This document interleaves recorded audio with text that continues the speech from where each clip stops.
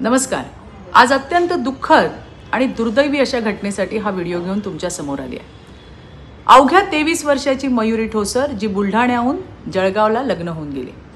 लग्नाला झाले फक्त 4 महिने आणि तिला सासरी हुंड्यासाठी पैशासाठी अत्यंत छळ केला गेला. याच्यात आणखीन भर म्हणजे तिचा मोठा दीर हा घटस्फोटीत होता आणि तो वारंवार मयुरीशी अश्लील चाळे करायचा अशी माहिती मयुरीच्या भावाने दिली. 9 सप्टेंबर म्हणजे आत्ताच 9 सप्टेंबर 2025ला मयुरीचा वाढदिवस होता. सासरच्यांनी त्यासाठी सुद्धा मयुरीच्या माहेरच्यांकडनं पैसे मागितले आणि कदाचित तिच्या मनाविरुद्धच हा वाढदिवस साजरा करण्यात आला.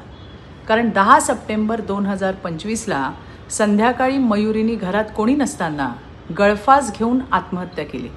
मी तर म्हणेन ही आत्महत्या नाही तर सासरच्या नराधमांनी तिचा जीव घेतला.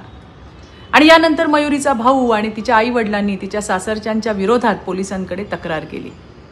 आणि आता मयुरीचा नवरा गौरव ठोसर, दीर गणेश ठोसर, सासू लता ठोसर, सासरे किशोर ठोसर या सगळ्यांना अटक झाली आहे. या प्रकरणासंदर्भात या घटनेसंदर्भात मी स्वतः IGP नाशिक रेंज कराळे साहेब आणि जळगावचे SP रेड्डीजी यांच्या संपर्कात होते आणि आजही आहे. जळगावचे SP रेड्डीजी यांनी स्वतः मयुरीच्या वडिलांशी म्हणजे बुडकुलेंशी त्यांनी फोन करून बोललेले आहेत. काय कारवाई पोलीस करतात हे तिच्या वडिलांना सांगितलंय. मयुरीचा जीव घेणाऱ्या हरामखोरांना सोडणार तर नाहीच. मयुरीला न्याय नक्की मिळेल. वैष्णवी हगवणेनंतर आता मयुरी ठोसरचा या हुंडाबळीच्या क्रूर मानसिकतेने बळी घेतलाय. मुलींनो, यापूर्वीही मी तुम्हाला अनेकदा सांगितलंय, अगं नका स्वतःचा जीव देऊ, स्वतःचा बळी जाऊ देऊ नका ग. त्यापेक्षा हिम्मत करून स्वतःसाठी स्टँड घ्या. गरज पडली 112 नंबरवरती मदत मागा. देवा भाऊने तुमच्या मदतीसाठी या नंबरची निर्मिती केली आहे. काही मिनिटातच तिथं पोलिसांची मदत तुम्हाला मिळेल.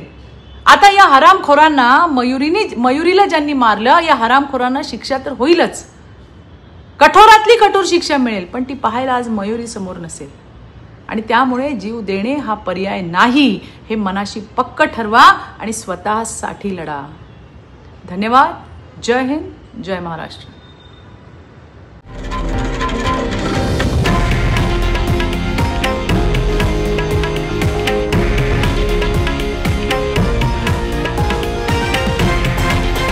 हे आहे देशातील नंबर 1 न्यूज नेटवर्क आणि आपण पाहत आहात TV9 मराठी, एकमेव.